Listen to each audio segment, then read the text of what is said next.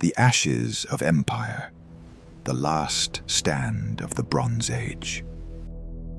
They came from the sea like a great, inexorable tide, sweeping away everything in their path. Great cities that had stood for 1,000 years were reduced to rubble in a single season. The sky turned black with the smoke of burning libraries, and the screams of the dying were silenced by the roar of the flames. From the coast of Greece to the highlands of Anatolia, kingdom after kingdom was extinguished, leaving behind nothing but ash and a terrifying silence. Within the span of a single human lifetime, the glorious ancient world simply collapsed. This was the apocalypse of the late Bronze Age, the most catastrophic systems failure in human history. Welcome to Great History, where today we do not just recount a battle, we witness the death of an era. We uncover the mystery of the darkness that fell upon mankind, and the one singular moment where the lights threatened to go out forever. The Battle of Jahi. To understand the magnitude of this collapse, we must first understand the world that was lost. The late Bronze Age was not a primitive time of scattered tribes. It was a golden age of globalization, surprisingly similar to our own. The great powers, the Egyptians, the Hittites, the Mycenaeans, and the Babylonians, were connected by a complex web of diplomacy, trade, and royal marriage. They wrote letters to one another, they exchanged gifts, and their economies were entirely interdependent. The lifeblood of this world was bronze, an alloy made of copper and tin. But while copper was common, tin was rare, found only in distant lands like Afghanistan or Britain. This meant that the survival of civilization depended on open trade routes. If the trade stopped, the world stopped. And around the year 1200 BC, the trade did not just stop, it was severed. For decades, historians looked for a simple reason, a single villain behind the catastrophe. Was it an earthquake, a plague, an invasion? But the truth is far more terrifying. It was everything at once. Modern scholars call it the billiard ball scenario, a chain reaction of disaster where one crisis crashed into the next. It began with the climate. Data from ancient tree rings and sediment layers tells us of a mega drought that gripped the Mediterranean. The rains failed for decades. The wheat withered in the fields. The winter storms shifted north, leaving the bread baskets of the world to turn into dust bowls. When the food ran out, the social contract shattered. Starving populations do not sit quietly, they revolt. Peasants burned the palaces of their masters. Soldiers abandoned their posts to find food for their families. The fragile supply chains that brought tin to the foundries broke down. Without tin, there was no bronze. Without bronze, armies could not repair their weapons, and farmers could not forge their tools. The great central authorities, bloated and top-heavy, could not adapt. They were too rigid, too complex, and so they snapped. And then, into this vacuum of chaos and desperation, came the final blow. They appeared on the horizon, a confederation of displaced warriors and refugees known to history only as the Sea Peoples. The Egyptian inscriptions named their tribes: the Peliset, the Cheker, the Shekelesh, the Denien. For centuries, we viewed them as mindless barbarians, Vikings of the ancient South. But the truth is more tragic. These were not conquerors seeking glory. They were desperate people fleeing a dying world. Their own homes in the Aegean and the West had collapsed under the weight of famine and war. They were on the move, entire nations packed into ox carts and ships, warriors standing shoulder to shoulder with their wives and children.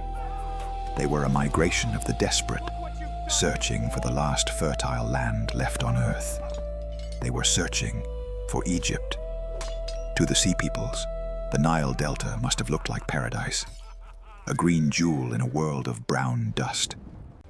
But to Pharaoh Ramesses III, this was an existential nightmare. He watched as the lights of civilization went out one by one around him. The Hittite Empire, Egypt's great rival and partner, had fallen. The rich city-state of Ugarit was burned so thoroughly that its clay tablets were found baked in the fires of its destruction, preserving the last desperate messages of a king pleading for help that never came. Now, that storm was at Egypt's door. Ramesses III faced a choice that would define the fate of his people: retreat behind the desert and hope the storm passed, or march out to meet the apocalypse head-on. He chose war. But Ramesses knew that bravery alone would not save Egypt. He needed a machine. The Egypt of the New Kingdom was a military superpower, disciplined and professional. Ramesses activated the full might of this state. He did not wait for the enemy to cross the Nile. He moved his perimeter forward. He revitalized the logistical network across the Sinai Desert, a chain of fortresses and supply depots capable of feeding and arming thousands of men deep in enemy territory. This was the genius of Egypt. While the rest of the world was starving, Egypt could still move grain. While others had forgotten how to forge weapons, Egypt's factories were churning out thousands of arrowheads. Ramesses marched his army north into the land of Jahi, modern-day Lebanon, to choose his own battlefield. The clash at Jahi was a collision of two different philosophies of war. The Sea Peoples fought as a moving wall. They carried the Nawe-2 sword, a terrifying new weapon made for slashing and hacking in brutal close-quarters combat. They fought on foot, a dense phalanx of heavy infantry protected by long shields, grinding their enemies down through sheer force and desperation. Against them stood the Egyptian war machine, built on speed and precision. The heart of Ramesses' army was the chariot corps. These were light, agile vehicles carrying a driver and an archer, armed with the deadly composite bow. This weapon, a marvel of engineering made from wood, horn, and sinew, could punch an arrow through bronze armor from 100 yards away. The battle began with a thunder that shook the earth. The Egyptian chariots did not charge directly into the enemy line. That would have been suicide against the Sea People's spear wall. Instead, they circled like vultures. Ramesses unleashed a storm of arrows, darkening the sky. The Sea Peoples, packed tight in their formations, had nowhere to hide. Thousands fell before they could even swing their swords.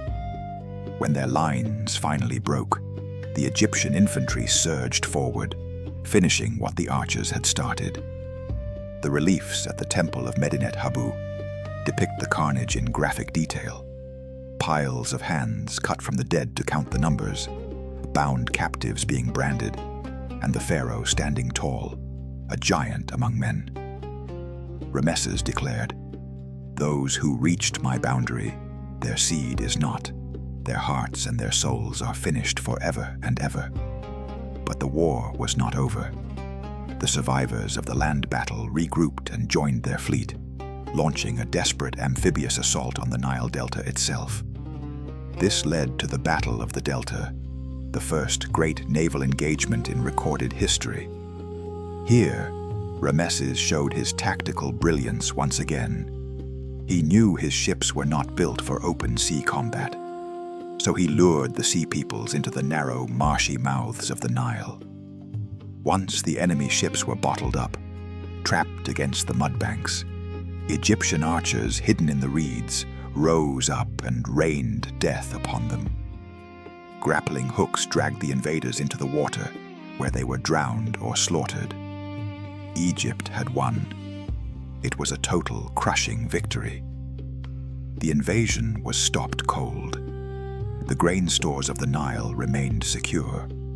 The culture of the pharaohs, which had stood for 2,000 years, was preserved. In a world that had fallen into darkness, Egypt remained the last lighthouse burning. However, history is rarely as simple as the inscriptions carved in stone. If we look closer at the aftermath, the picture changes. The victory at Jahi was indeed a tactical masterstroke, but strategically, it was the beginning of the end. The effort to save the kingdom had bankrupted the treasury. The cost of mobilizing the entire state, of feeding the armies, of building the ships, was too high. To survive, Egypt had to cannibalize its own empire. In the years following the battle, the Egyptian garrisons in Canaan were abandoned. The copper mines fell silent. The trade routes faded into the sand. The empire contracted, pulling back from Asia, shrinking down to the banks of the Nile. And in a supreme irony, the very people Ramesses claimed to have annihilated, the Peliset, ended up settling the very lands Egypt had abandoned. We know them today as the Philistines. They built 5 great cities, Gaza, Ashkelon, Ashdod, Ekron, and Gath, on the coast of Palestine. The defeated enemy had become the new neighbors. The Battle of Jahi was the final curtain call of the Bronze Age. From the ashes of this conflict, a new world would slowly rise. A world where iron would replace bronze. A world where massive, fragile empires would be replaced by smaller, more agile kingdoms like Israel, Phoenicia, and the city-states of Greece. Ramesses III did not save the old world. He presided over its funeral. He bought his people time, but he could not stop the turning of the wheel of history. And so, as the dust settled over the battlefield of Jahi, the sun set on the glorious Bronze Age, and humanity stepped uncertainly into the long, dark night that followed. If you were captivated by this tale of survival and ruin, be sure to like and subscribe to Great History. Join us again tomorrow as we continue to resurrect the forgotten echoes of our past.